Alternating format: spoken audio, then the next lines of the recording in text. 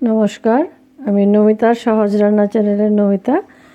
আজকে আমি বানাবো আমলকির ইনস্ট্যান্ট আচার। এটা এক্ষুনি করে খেয়ে নেওয়া যায়, রোদের কিছু ভেজাল নেই। আমি আমলকিগুলি ধুয়ে কেটে নিয়েছি, আর কড়াইতে আমি দিয়ে দেব একটুখানি তেল। সামান্য একটু বেশি তেল লাগবে, বাস। এর মধ্যে দিয়ে দেবো আমি একটু সর্ষে ফোড়নে, আর দিয়ে দেব মেথি। এটা ফোড়নে হচ্ছে, এখন আমি দিয়ে দেব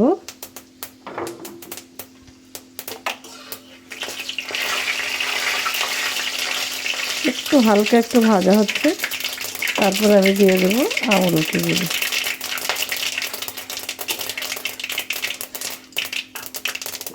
কেটে রাখা আমলকিগুলো দিয়ে দিয়েছি।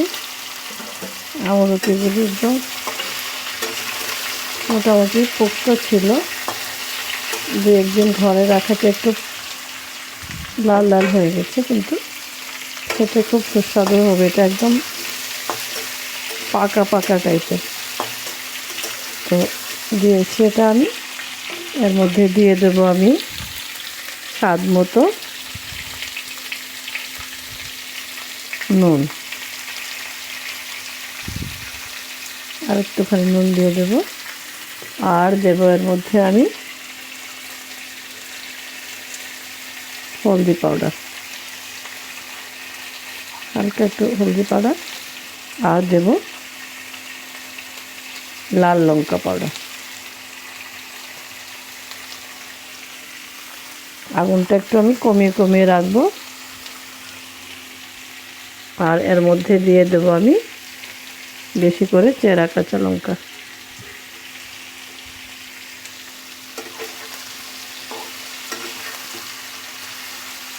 আপনারা চাইলে আরও বেশি তেল দিতে পারেন, আমি এর চাইতে বেশি তেল দেব না, এতেই করব। কিছুদিন রেখেও খাওয়া যাবে এটা।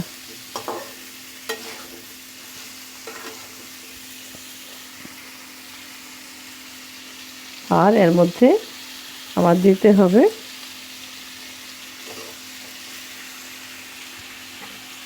সামান্য বিট নুন।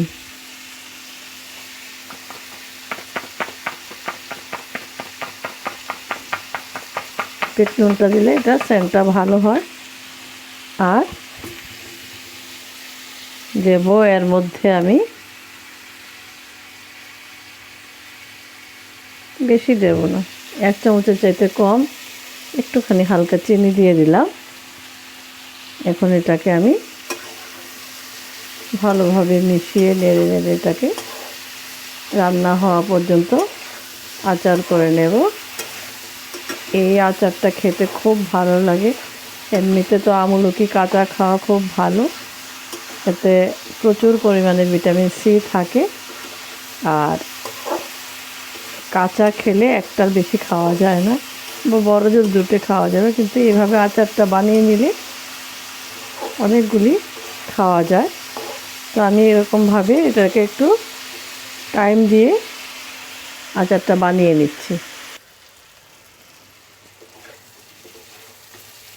আমি কম আছে এটাকে 10 মিনিটের মতো রান্না করেছি। এটা পুরো সিদ্ধ হয়ে গেছে, পুরো সিদ্ধ হয়ে গেছে। এটা এরকমই থাকবে। আমি কম তেলে এটা করেছি, আপনারা বেশি তেল দিয়ে চাইলে এটাকে তেলের মধ্যে ডুবিয়ে রাখলে আরও বেশি দিন থাকবে। এমনিতে এটা মোটামুটি মাসখানেক রেখে, 1 মাসের মতো রেখে খাওয়া যাবে। তো আপনারা আমার রান্না যদি পছন্দ করেন, তাহলে আমার চ্যানেলটাকে প্লিজ সাবস্ক্রাইব করে পাশে থাকবেন। আর যদি আজকের এই রেসিপিটা ভালো লাগে, তাহলে লাইক, কমেন্টস আর শেয়ার করে দেবেন। তো আমি এটাকে এখন গ্যাসটা আমি বন্ধ করে দেব। আর একটু ঠান্ডা হলে আমি কোনো একটা পাত্রে তুলে নেব। খুব ভালো হয়েছে, দেখতে ভালো হয়েছে, আর আমি বলতে ভুলে গেছি, এর মধ্যে আমি আর হাফ চামচ চিনি দিয়েছিলাম, কারণ এটা বেশি বেশি নুন মরিচের মতো লাগছিল। হালকা একটু চিনি দেওয়াতে আবার ব্যালেন্স হয়ে গেছে। খুব ভালো লাগে, এভাবে আপনারা বানিয়ে খেয়ে দেখবেন।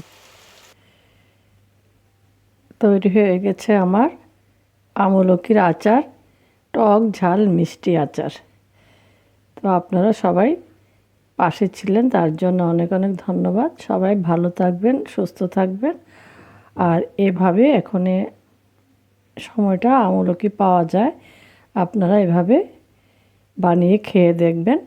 আমি এখন এটা এইভাবে বাটিতে নিয়েছি, ঠান্ডা হলে পরে আমি একটা জারে ঢুকিয়ে নেব।